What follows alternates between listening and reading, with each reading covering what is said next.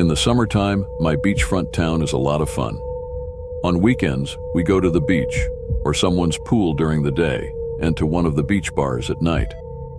I'm getting a little older though, and a lot of my guy friends that I used to go out with on the weekends are no longer single and don't really look to do that anymore. So it's harder to make plans these days than it used to be. One time, when I was out with my friends, these two guys approached us at the bar. They were friendly because they overheard our conversation and joined in. They looked like they were maybe 8 years older than us, in their mid-30s. They were on the shorter side but seemed cool enough to hang around. Their names were Alec and James. They ended up bar hopping with us that night. Alec left before James, who stayed late into the night with us. He seemed to like me the most because he would talk to me the most. Eventually, my friends wanted to go home, and so did I. And James seemed disappointed, like he wanted to stay out until the bars closed. I told him we'd all chill again soon, and then we left. The following weekend, none of my friends wanted to go out, so when I was trying to find plans, I got a text from James. He asked what I was up to that night, and I said no plans. He suggested we go to this beach bar. I figured why not, as I needed plans anyway, and he and Alex seemed all right last time. He offered to pick me up, so I took him up on that offer. When he pulled up to my house at like 9 or 10, I went for the back seat, expecting Alec to be in the passenger seat, but when I opened the door, he said to sit in the front. It was just James in the car. On the way to the bar, I asked James if Alec or anyone else would be meeting up. He said probably. I wasn't aware it was going to be just him, but whatever. He suggested we go to this dive bar first to pre-game a bit before going to the beach bar, which had a dance floor. I said sure. He brought us to a hole-in-the-wall bar. It was really dark in there with a moody red glow. He ordered us a few rounds of drinks. I already had a couple of shots before leaving my house, so after these drinks, I was feeling pretty drunk already. At one point, I had to go to the bathroom, and when I got back, he had 2 more drinks on the counter for us. I hadn't even finished my previous one yet. I was shocked he was buying all these drinks for us. I figured it was an older person thing. After drinking this last drink, my memory completely went black.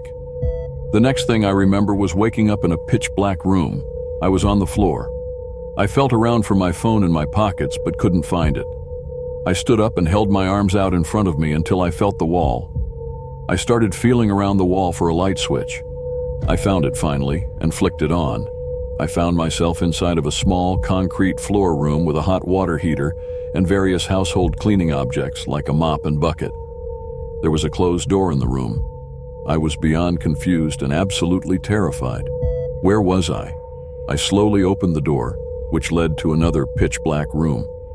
A little bit of the light from the small room leaked into the other room. I could tell now it was a carpeted basement. I saw a few pieces of furniture in the room. I couldn't find a light switch, so I had to make my way through the dark basement, banging into things. I was looking for the stairs when I heard movement behind me, like someone getting up off a couch. Then the familiar voice of James said my name. I screamed and turned to face the darkness. I could only see the outline of his body across the room. He said, "Calm down, it's not what you think. You got too drunk at the bar, so I brought you back here." All I could think to say was, "Why did you put me in that room on the floor? Where are my belongings?" My voice felt weak. He came closer to me and said, "I have all your stuff upstairs. Just relax and lay down." I told him, "I'm leaving. Just bring me upstairs to my stuff, and I'm going home." He said in a slightly more menacing tone, "No, you're not leaving." This was where I threatened him physically, and he responded in a way implying that he had some kind of weapon, and he would use it if I tried to leave. His claim was that I was too drunk to drive. I kept saying, "I'm calling an Uber." He then said, "Relax, I'm going to get you a glass of water and you're going to go back to sleep." I didn't know what to do in this unheard of, terrifying situation. I didn't know what he was planning to do to me, but this whole situation was a giant red flag. He walked past me and went up the stairs. When he got to the top, I heard him unlock the basement door with a key, then open it and shut the door and lock it. I looked for some kind of blunt object I could use as a weapon, but there was literally nothing. I had no choice but to sneak up to the top of the stairs and wait behind the door for him. A long while passed, maybe 5 minutes, before I heard the sound of the door unlocking, and I was instantly ready to attack the second the door opened. I pushed him to the ground and had him in a chokehold. I yelled at him, "Where's my phone and wallet?" seriously choking him. I let up a bit so he could breathe and speak. He said, "On the kitchen table." I asked if he had any weapons on him. He said a switchblade in his pocket. I reached for it out of his pocket and switched it open. He then explained the best he could with his throat under my arm that he was only looking out for me. I got up off of him, went to the kitchen, grabbed my belongings from the table, and quickly left the house. I called my brother, who's also my roommate, right away. He picked up, having been woken up from the call.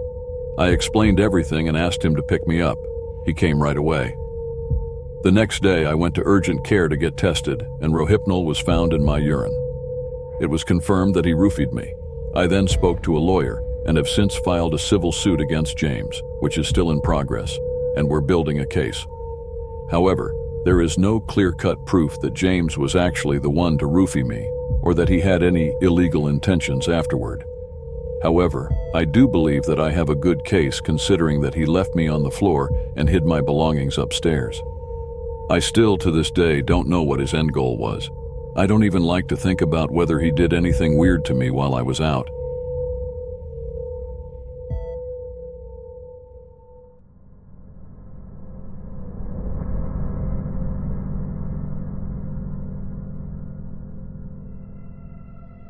In the summertime, I like to spend my time doing outdoor activities. In the summer, I stay with my family in Monson, Pennsylvania. We have 2 acres of land, a little shooting range in the yard, a quad, 2 dirt bikes, and trails through the woods right by the house that I often ride through. One warm but cloudy day, I had nothing to do, so I wanted to get some exercise and took my bicycle out. I have a mountain bike at my parents' house, so I prefer to take it on the trail rather than the roads. I stepped outside and looked at the clouds. It just looked so cool. Yellow sky peeking through the dark, stormy-looking clouds just a bit. I could smell the approaching summer storm. I loved the atmosphere. I checked the forecast before leaving and figured I'd have a quick half-hour bike ride before it started raining. Even if I got a little wet, I wouldn't care. I set off from the property towards the trail in the woods. I could feel and hear the gust fronts, and I loved it. This was my favorite kind of weather to bike in. Much of the ride starting out was uphill, and the way back is mostly downhill, which works out nicely. The uphill eventually peaks around a bit of an opening in the woods. That's where I usually stop to rest for a bit. When I got to the opening on this dark day, as usual, I stopped to catch my breath after all the uphill pedaling. I browsed through my phone for a minute, looking at texts and such, and that's when the sound of the wind and all the leaves blowing suddenly stopped, and it was dead silence. There was no wind anymore. I looked around, shocked and kind of intrigued. I'd never seen such a heavy gust run suddenly stop out of nowhere. I looked all around me, suddenly getting an uneasy feeling. I was starting to think I was hearing some kind of voice, a very high-pitched voice at that. I hoped it was just an animal. The darkness under the clouds and trees, the silence, the sky, and now the sounds I was hearing all coming together were creating an unexplainably creepy setting. And then, perhaps because of the dead silence now, I was able to hear sticks cracking not far away. When I looked in that direction, I saw something about 30 to 40 feet from me in the trees, in the direction where the trail continues to go. The best I could describe what I was seeing was some humanoid-looking figure, hunched over, as if it were hiding, stalking me like I were prey. And at that moment, it started to rain hard. The sound of the raindrops hitting the leaves above killed the unbearable silence. At this moment, I turned and pedaled as fast as I could back to the top of the hill and allowed gravity to help bring me home faster, the whole time scared to look behind me. Lightning started to flash and thunder started to crash. In any other scenario, I would think this was awesome, but I had just witnessed something unexplainable. I made it home, put my bike in the shed, and went inside. I was so shook and out of breath, I didn't even bother explaining to anyone. I went upstairs and crawled into bed, and that night I had a nightmare of the incident, seeing a demonic figure in the woods in the middle of the night floating towards me. I woke up with my heart racing, happy it was just a dream. It was an all-around disturbing day and night.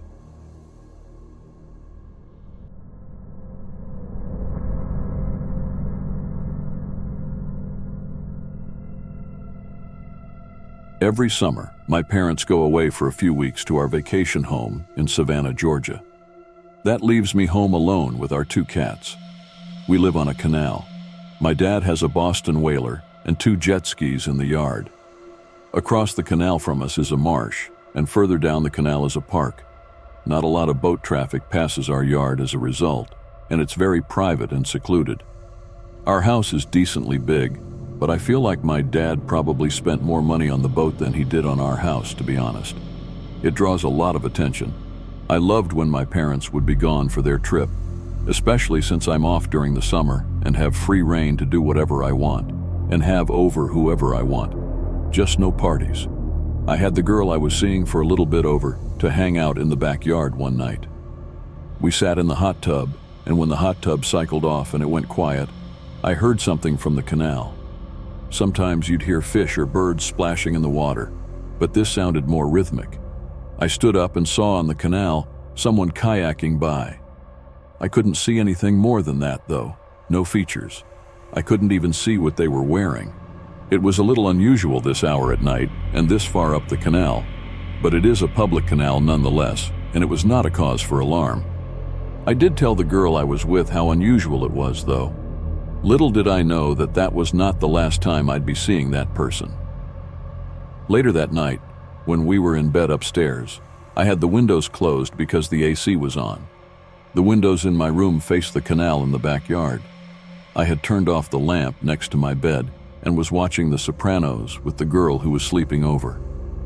Suddenly, a white light was flashing through the window. It was moving around sporadically. Both of our reactions at first were simply, "What the actual hell is that?" She asked if that's a helicopter light, which I dismissed immediately because that was silly. I said, "I think it's a flashlight." I turned off the TV to bring total darkness to the room. Then I got off the bed and stepped just to the side of the window so I could peek out and see where the light was coming from. I saw it was someone waving a flashlight from the canal. In fact, it looked like that person on the kayak again. The girl I was with, who I'll just call Jane from here on out, asked me what it was. I told her it's that guy from the kayak before waving a flashlight through the window. She asked why he was doing that and how he knew we were in the specific room. I told her it must have been because he saw the light from the TV screen through the window. He already knew someone was in here. Having a girl in the room gave me that basic primal urge to act like a man and not be scared. So I opened the window and yelled out, "What do you want?" A weak-sounding man yelled back, "Please, I need help." I yelled back, "Are you hurt or lost?" He yelled back, "I'm injured and I can't get out of the kayak." I looked at Jane and asked her opinion of what I should do. She said I should go out there and help him. I called back out to the man, "Do you want me to call 911? And he called back, "No, I just need help getting out of this kayak." I called back to the man, "Okay, I'll come out." I closed the window, then I sighed and told Jane to wish me luck. She wasn't wearing much clothes in the bed, so I wasn't going to make her get dressed and go out there with me. I threw on a t-shirt and ran downstairs. Then I threw on my slides and opened the back door. I turned on the backyard lights and stepped outside. And that's when I heard a blood-curdling scream from upstairs. It was Jane screaming my name. I looked around the yard in response in a panic, and I saw a man running towards me from the canal. I ran inside and slammed the door shut and locked it with only 2 seconds to spare because there was a giant bang on the door, followed by the man trying to twist the doorknob open. I grabbed the entire knife holder from the kitchen and brought it upstairs. I locked my bedroom door, and Jane told me she saw that man sneaking up on me the second I turned on the lights outside. This was no old, weak, injured man. He was this big-looking guy. We were paranoid that he was lurking around the property still. I called my dad to tell him what happened, and he told me I should be on the phone with the police right now, not him. So I called 911 and the police came, did a search of the property, did a report, then rang some of the neighbors' doorbells. Any of my neighbors who answered didn't see anything. The strange part was that the kayak was gone, which led me to believe he ran back to get it and likely ran into the marsh. The fact that we have a decently nice house and an $800,000 boat in the backyard in a secluded, tucked-away spot of the canal probably made us look like an easy target to break into that night. That person may have even somehow known that my parents were away. Scary of how I didn't have a girl over that night. I wouldn't have made it back inside in time to lock the door.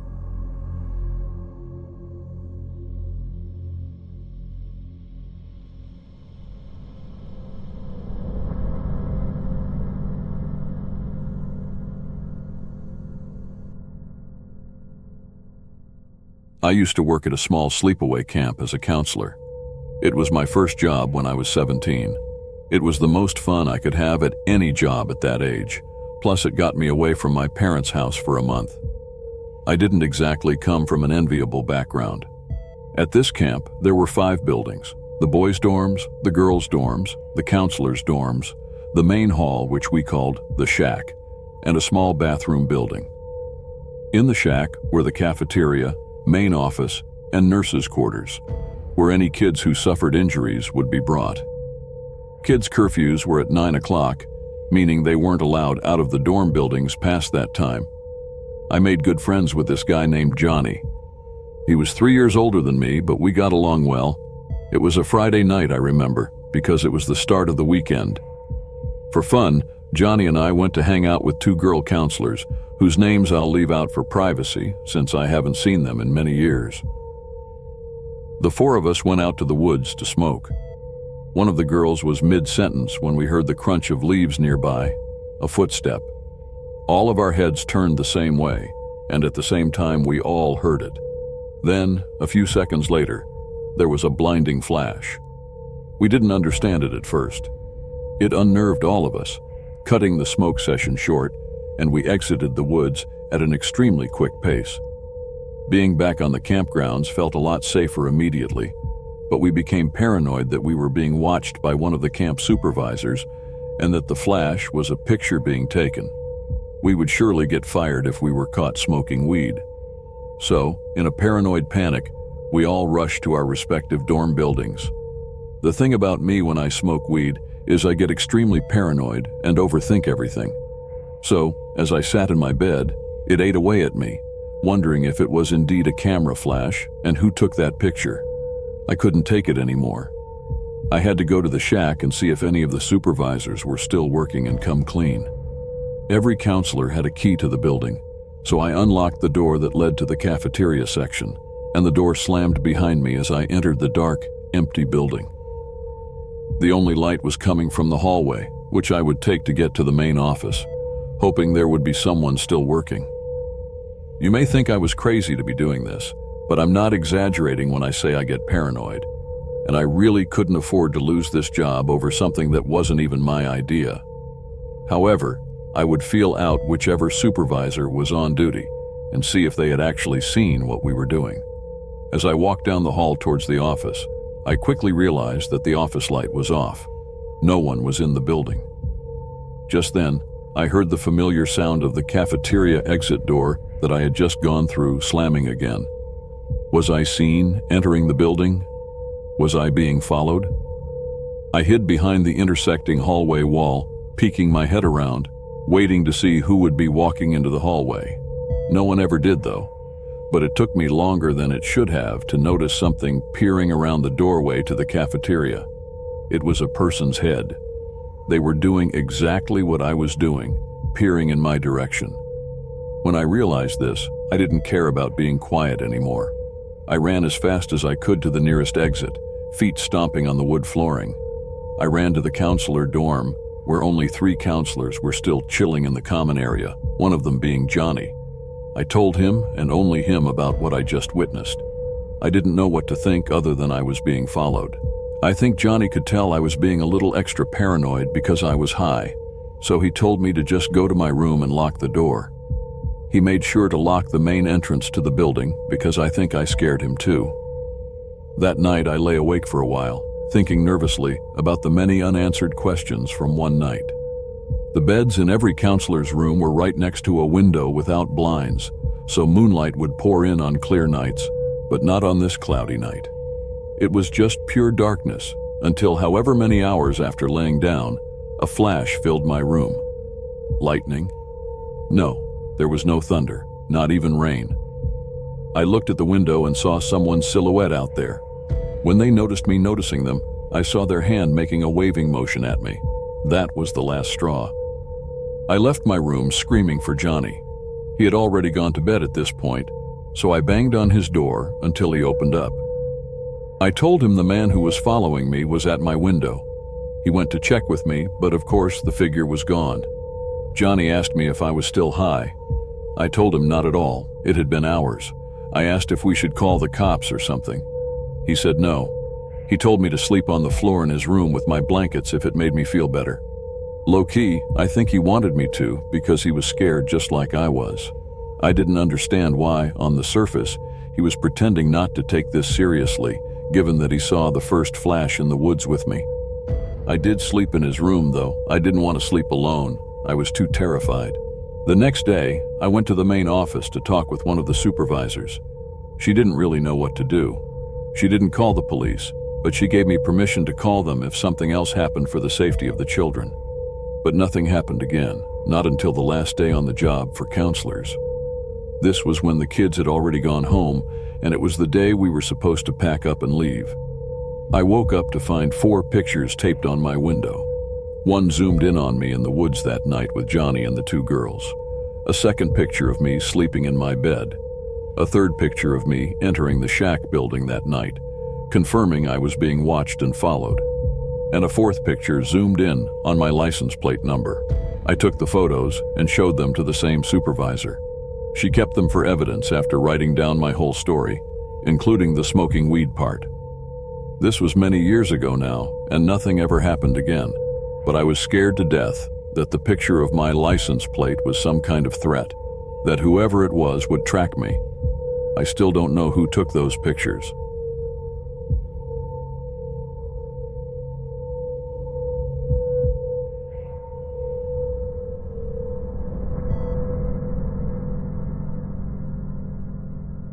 The story I'm going to be telling you took place around 4 years ago. As of today, I haven't told many people about this story because it's something I try to forget. Here's my story. It was a Monday evening, 4th of July. I had just finished sophomore year in high school. I was invited to a few 4th of July parties, but my parents grounded me a few days prior, so I couldn't go to any of them. However, I live in a neighborhood that's very connected, so my neighbors had a party outside in the cul-de-sac. My parents forced me to come outside for it. I'm not extremely awkward or anything, but I hate talking to older adults because I never know what to talk about. Luckily, I had a friend named Eli who lived in the same area, so I called him up and we hung out at the party. After a few minutes at the party, we got extremely bored. It just wasn't fun for us because there was no one our age in the area. We talked a little bit, then Eli asked, "Doesn't Savannah live like down the street? We should go door ditch her." I agreed to Eli's suggestion, and we were on our way down the street. To clarify, Savannah is that extremely popular girl that every guy has a crush on in high school. It was awkward enough that we were neighbors, but her dad was also my dentist. We made our way down the street. The sun began setting quickly. Eli and I made jokes about dumb things we found funny at the time. Being honest, we were both pretty nerdy our sophomore year. I eventually asked Eli if he knew where the house was located, because I had never been to Savannah's house before. After scanning the whole area of houses, Eli began pointing to my west. He was pointing at a big house that was pretty complex. We lived in a mediocre area in Michigan, so houses like this one were rare here. Anyway, we sneakily approached the house. It was only to our surprise that no one was home. No cars in the driveway, the lights were off, nothing. We both began observing the house. We agreed that she probably went on a trip with her family.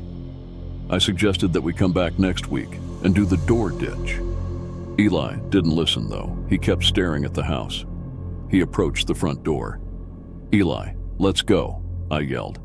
He told me to be quiet as he opened the front door. His face lit up. They left the door unlocked.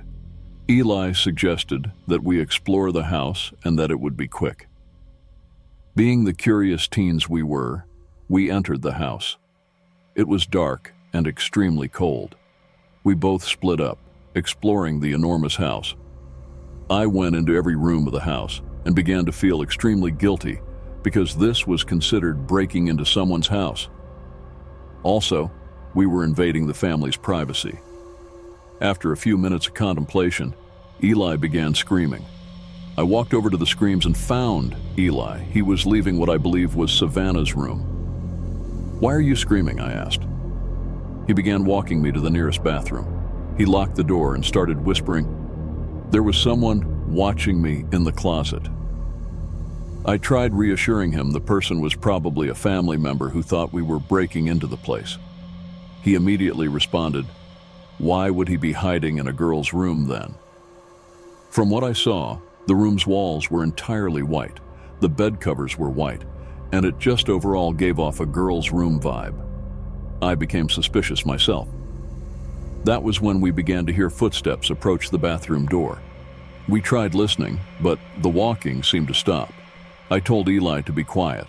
Someone started mumbling something outside the door. Shortly after, there was knocking on the door. It started out soft.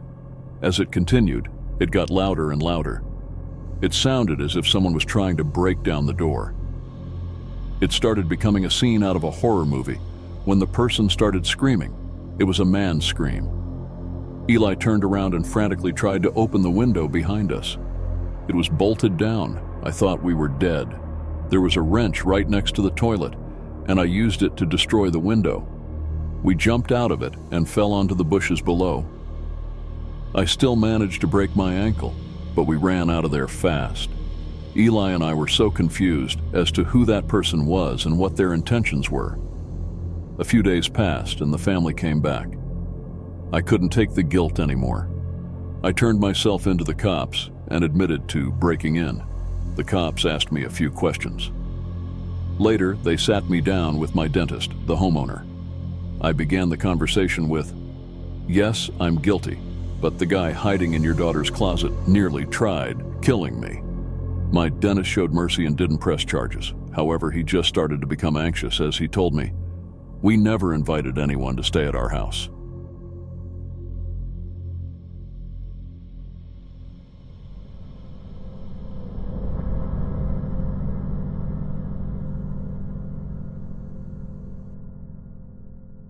My girlfriend of 7 years and I rented a beach house Airbnb in the Hamptons on Long Island in 2018. My girlfriend's name is Alicia. The house was very secluded and it literally sat right on the beach. The back door led to the dunes. It was also more or less a completely private beach during the day, except for the occasional locals going for walks or jogs along the dunes. We were there for 3 days and 2 nights. During the daytime, for the most part, we lay in the sand with drinks or jumped in the pool in the backyard of the house. The first night, we went to some local bars to drink a little bit and then went back to the house to relax and watch a movie.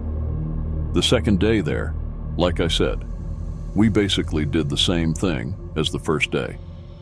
Only this time we hopped in the pool first before going to lay on the beach to dry off. The house was absolutely gorgeous. A fantasy home for Alicia and me with the pool in the backyard and the beach 10 steps from the back door. It all seemed like it was going to be a fantastic weekend getaway. We stayed on the beach for many hours until around maybe 4 or 5. Right as we started packing up and I stood up, I looked at the house, at one of the windows specifically, and I thought for sure I could see someone standing at the window, looking down at me. The sun was kind of creating a glare on the window at its current position, so I couldn't tell 100% if my eyes were playing tricks on me I grabbed Alicia's shoulder and pointed up at the window. "Do you see that?" I asked. When she said, "See what?" I could see that whatever I thought I saw didn't seem to be there anymore. I told her to keep packing up while I ran back to the house and up the stairs to the bedroom window where I thought I saw someone or something. The room was empty though, as was the closet, under the bed, and the rest of the upstairs rooms. The only noise was the sound of the window air conditioners in various rooms, and then the door opening downstairs. It was Alicia arriving with the stuff, so I chalked it up as seeing things after lying in the sun for hours. That night, we hit a couple of the same bars again. We stayed out later this night because it would be our last night there. I think we got back around 11 so. Upon entering the living room, we tried to flick the lights on, but they wouldn't work. Then we noticed all the digital clocks from the cable boxes were off too, so the power was out. We looked around for a circuit box but couldn't find one. It was way too late to call the homeowner. All that would happen is we'd miss out on watching a movie that night. We were tired anyway, so we just went upstairs, using our phones to provide us enough light to prevent us from falling on our faces up the stairs. We went to bed, and the alcohol in Alicia's system helped her knock out pretty quickly. But then I sat up when I felt like I heard something from outside of the room. I looked at the doorway. Someone walked past the doorway in the hall. I covered my mouth with my hands to prevent my squeal of horror from being heard. I lifted myself over Alicia to get off the bed and run to lock the door. The second I locked it, there were knocks on the other side.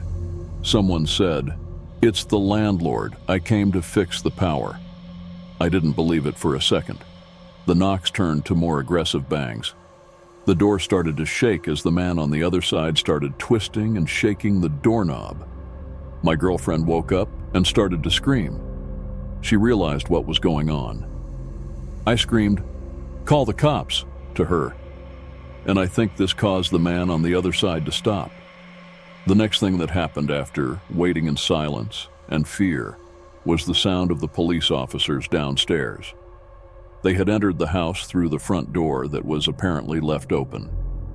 The police investigated, took a report, and said they'd let the local media know of the incident. They even helped us find the circuit box and restore power. The next day, we left first thing in the morning. On the ride home, I called the landlord, who said he hadn't even been near the Hamptons for a few weeks.